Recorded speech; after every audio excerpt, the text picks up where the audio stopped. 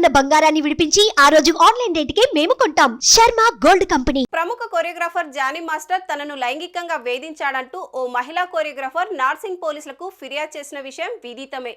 ఈ కేసులో భాగంగా పోలీసులు ఆయనపై పోక్సో కేసు నమోదు చేసి అరెస్టు చేశారు. అనంతరం జానీ మాస్టర్ కొన్ని రోజుల పాటు చెంచల్గూడ జైల్లో ఉండి బెయిల్పై విడుదలై ఈ మధ్య బయటకొచ్చారు. అప్పటి నుంచి జానీ మాస్టర్ తన కుటుంబ సభ్యులతోనే గడుపుతున్నారు. అయితే ఈ క్రమంలోనే ఆయనకు ఊహించని షాక్ తగిలింది. అసలేం జరిగిందో ఇప్పుడు తెలుసుకుందాం.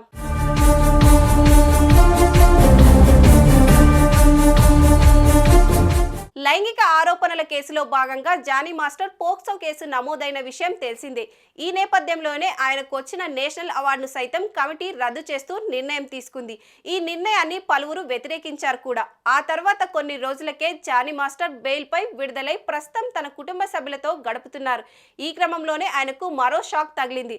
డాన్సర్ అండ్ డాన్స్ అసోసియేషన్ నుంచి అతన్ని శాశ్వతంగా తొలగిస్తూ నిర్ణయం తీసుకున్నారు.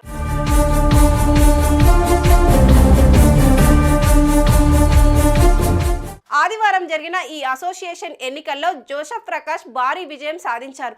దీంతో ఆయన 5వ డాన్సర్ అండ్ డాన్స్ అసోసియేషన్ అధ్యక్షుడిగా ఎన్నికయ్యారు. అయితే ఈ నిర్ణయాన్ని టాలీవుడ్లోని కొందరు వ్యక్తులు వ్యతిరేకిస్తున్నట్లుగా తెలుస్తుంది. జానీ మాస్టర్ను డాన్స్ అండ్ డాన్స్ అసోసియేషన్ నుంచి శాశ్వతంగా తొలగించడాన్ని తప్పుపడుతున్నారు. అయితే జానీ మాస్టర్ మొన్నటి వరకు డాన్సర్ అండ్ డాన్స్ అసోసియేషన్ అధ్యక్షుడిగా కొనసాగుతూ వచ్చారు.